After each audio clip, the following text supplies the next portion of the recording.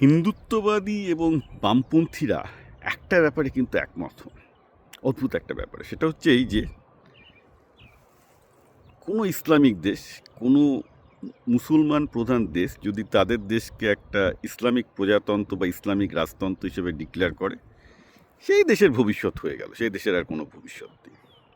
এটার সপক্ষে ওনারা পাকিস্তানের উদাহরণ দেন। আবার হিন্দুত্ববাদীরাও এগ্রি করেন যে দেশ একবার মুসলমান হয়ে গেছে, ইসলামিক হয়ে গেছে, সেই দেশের কোনো ভবিষ্যৎ নেই। ওকে, তা আসুন আমরা ডেটা দিয়ে ব্যাপারটাকে বোঝার চেষ্টা করি। পৃথিবীতে মোটামুটি 48টা মতো মুসলমান প্রধান দেশ আছে। 49টা মুসলমান প্রধান দেশ আছে, 49। তার মধ্যে 23টা দেশ হচ্ছে ঘোষিত ইসলামিক, বাকিগুলো কিন্তু সেকুলার। অর্থাৎ এই 49 মুসলমান দেশের মধ্যেও কিন্তু অধিকাংশ দেশ সেকুলার। অ্যাকচুয়ালি অনলি 23টা দেশ হচ্ছে ইসলামিক, মানে অফিসিয়ালি ইসলামিক রিপাবলিক বা ইসলামিক কিংডম। রাজতন্ত্র হতে পারে বা গণতন্ত্র হতে পারে। এই 23টা দেশ যারা ইসলামিক দেশ, সেই ইসলামিক দেশের মধ্যে 17টা দেশের HDI, হিউম্যান ডেভেলপমেন্ট ইন্ডেক্স, যেটা ইউনেস্কোর ডেটা, যেটা সেই দেশের ডেটা নয়, ইউনেস্কোর বিচারে এই 23টা ইসলামিক দেশের মধ্যে 17টা ইসলামিক দেশ ভারতের থেকে HDI এগিয়ে আছে। এর মধ্যে অ্যাটলিস্ট 7-8টা দেশ যেগুলো গালফ কান্ট্রি, সেটা ওমান হতে পারে, বাহারিন হতে পারে, কাতার, কুয়েত, সৌদি, ইয়েভি, এদের HDI 0.9-এর ওপরে, যেখানে ইন্ডিয়ার হচ্ছে 0.67। 0.9-এর ওপরে মানে হচ্ছে ওরা একদম ইউরোপ আমেরিকার সমান HDI, human development index. Bharat সেখানে অনেক পিছিয়ে আছে, মাঝারি মানের দেশ। ওকে, তো আপনি বলবেন যে কেন ওই দেশগুলো তেল আছে বলে ওদের HDI এত ভালো হয়েছে? না, ভেনেজুয়েলার তেল অ্যাকচুয়ালি যে কোনো আরবের দেশের থেকে ভেনেজুয়েলার তেল অনেক বেশি আছে, কিন্তু ভেনেজুয়েলায় ওই বামপন্থী গণতন্ত্র সো কল্ড, তাতে HDI ভারতের থেকে কিন্তু কম। এইবার আসা যাক যে পাকিস্তান এবং বাংলাদেশ। পাকিস্তান একসময় HDI এবং সব কিছুতে ভারতের থেকে এগিয়ে ছিল, তারপর ইসলামাইজেশন করতে গিয়ে ভারতের থেকে পিছিয়ে যায়, এটা সত্যি। কিন্তু সেটার জন্য ইসলাম দায়ী না রাজনীতি দায়ী সেটাও দেখতে হবে। আবার এটাও জানতে হবে যে পাশে বাংলাদেশ আছে।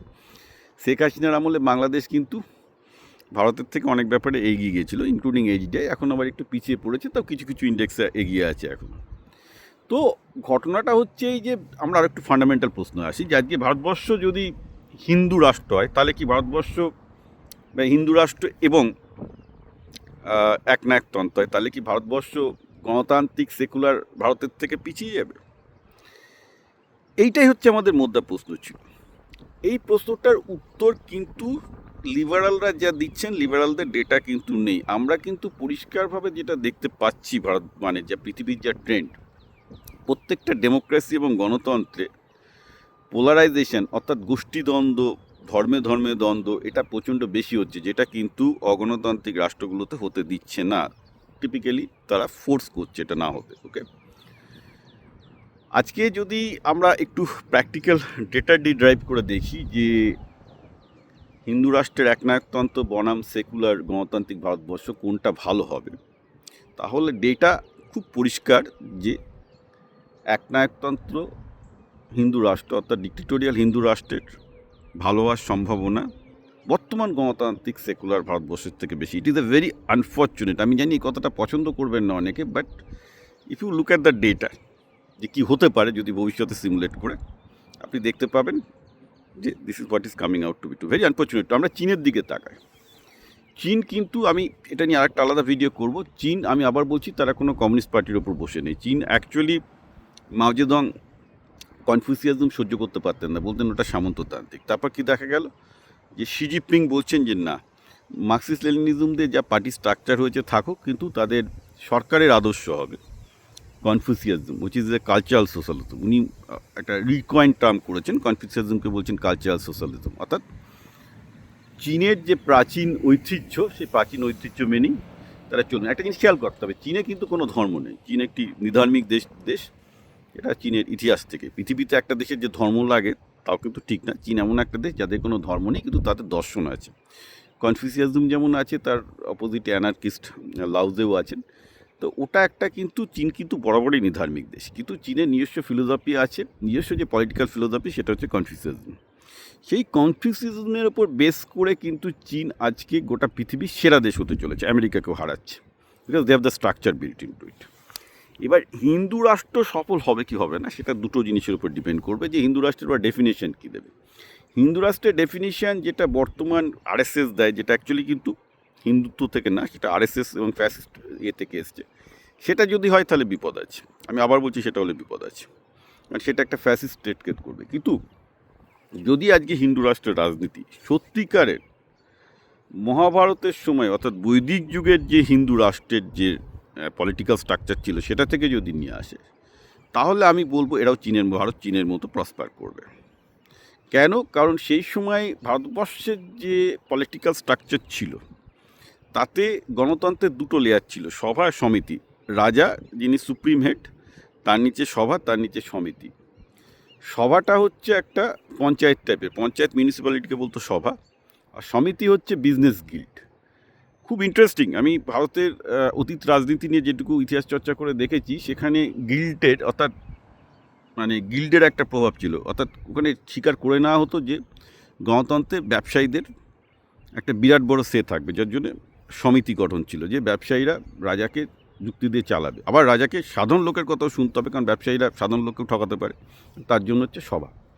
সভাটা পঞ্চায়েত বা মিউনিসিপ্যালিটির মতো। অর্থাৎ ভারতবর্ষে কিন্তু অলরেডি একটা নিজস্ব গণতান্ত্রিক স্ট্রাকচার ছিল, এবং আমি মনে করি ভারতের সংস্কৃতির সাথে সেটা অনেক বেশি খাপ খায় কম্পেয়ার টু আমরা বিদেশ থেকে ধরুন আজকে যে একটা ব্রিটিশ পার্লামেন্টেরিয়ান সিস্টেম ভারতে আনা হয়েছে, এবং স্বীকার করা যাক এটা চলছে না। ভারতের গণতন্ত্র ইজ এ টোটাল ফেলিওর। আমি যদি দেখি যে অন্যান্য দেশগুলো যারা অলিয়ার্গির মাধ্যমে বা অটোক্রাসির মাধ্যমে এগিয়েছে, তারা অনেক বেটার এগিয়েছে। ভারত পারছে না। এখন কী করে পারবে? অধিকাংশ সময় হিন্দু মুসলমান নিয়ে মারামারি, জাতিতে জাতিতে মারামারি, নদীগুলো মরে যাচ্ছে। আজকে কৃষকদের কোনো সাস্টেনেবিলিটি নেই। আমি ভারতবর্ষের যে পরিমাণ পরিবেশ বিপর্যয় ঘটেছে, যে পরিমাণ শিক্ষা বিপর্যয় ঘটেছে, আর যেভাবে চীন মিলিটারিতে শক্তিশালী হচ্ছে, এগুলো যদি আমি কম্পেয়ার করি, ভারতবর্ষ যেভাবে শিক্ষাতে পিছিয়ে যাচ্ছে অ্যাট দ্য সেম টাইম, এবং গণতান্ত্রিক কারণে পেছোচ্ছে, তাতে আমি মনে করি যে ভারত যদি হিন্দু রাষ্ট্র হয়, আমি খুব ওপেন বলছি, কিন্তু হিন্দু রাষ্ট্রের ডেফিনিশন যদি এরম হয় যে তারা আদি বৈদিক যুগের রাজনীতিক, যেটা বৈদিক যুগের গণতন্ত্রটাকে ফিরিয়ে আনতে চাইছে, rejecting the western style democracy, যেখানে সভা এবং সমিতি অ্যাকচুয়ালি কন্ট্রোল করতো পুরো রাজাকে এবং স্টেট পলিসিকে, যেখানে খুব ক্লিয়ার কাট একটা বিজনেস পলিসি, একটা পিপুল পলিসি। ভারতবর্ষে আমার তো মনে হয় যে এটা খুব উন্নত ছিল, তখনই লোকে বুঝতো যে বিজনেস পলিসি এবং পিপুল পলিসি দুটো প্যারালালি থাকতে হবে, নাহলে একটা দেশ সাকসেসফুল হবে না। কারণ বিজনেসম্যানরা একটা ভিশন দিচ্ছে, সাধারণ মানুষের কাছ থেকে রাজার একটা ভিশন পেতে, এইভাবে চলতো। এবং ফর এ লং টাইম ইন্ডিয়াতে রাজাও ইলেক্টেড রাজা ছিল অ্যাকচুয়ালি, ইন এ ওয়ে। জনপদগুলোতে সব ইলেক্টেড ছিল। এটাই ছিল আমাদের আদিক বৈদিক কাজ। আর সেটা যদি তারা একটা একক হিন্দু রাষ্ট্র হিসেবে করে, if that structure comes in, I'd say welcome. কিন্তু তার বদলে যদি একটা এরা মুসোলিনির মতো বা সোভিয়েত ইউনিয়নের মতো, কারণ আমি আবার বলেছি হিন্দুত্ববাদের উৎস কিন্তু কোনো ভারতীয় কোনো চর্চা নয়। হিন্দুত্ববাদের উৎস কিন্তু মুসোলিনির ফ্যাসিজম, যেটা অ্যাকচুয়ালি জার্মান আইডিয়ালিজম থেকে এসছে। অধিকাংশ ক্ষেত্রে বামপন্থীরা বা হিন্দুত্ববাদীরা বোঝে না যে তাদের সবার রুটি হচ্ছে German idealism, 19th century, not in Marxism. Marxism তো তাও German idealism, not in হিন্দুজম at least. তো যদি হিন্দুত্ববাদীরা বিদেশি এই জার্মান আইডিয়ালিজম ছেড়ে ভারতে, যেটা বহু বছর ধরে ভারতের ইয়েতে চলে এসছে, যেভাবে সভা সমিতি এবং এই করে করে এসছে, it's a very good Democratic model within that autocratic model. কারণ বর্তমানে যেটা হচ্ছে, ভারতীয় গণতন্ত্র চলছে না, এবং এর পলিটিক্যাল রিফর্ম যেভাবেই হোক না কেন, আপনি সেটা যেভাবেই করুন না কেন, ভারতের পলিটিক্সকে এবং ভারতের গণতন্ত্রকে রিফর্ম না করলে ভারতের সামনে একটাই উপায় থাকবে, সেটা হচ্ছে চীনের উপনিবেশ হয়ে যাবে। ইভেনচুয়ালি এটা হবে, কিছু করার নেই, যদি না ভারত নিজেকে একটা শক্তিশালী রাষ্ট্র হিসেবে তৈরি করতে না পারে চীনের এগেনস্ট। এবং সেটা করতে গেলে প্রথমেই শিক্ষাটাকে ঠিক করতে হবে, সেটা গণতন্ত্রতে হবে না, ইটস নট ওয়ার্কিং।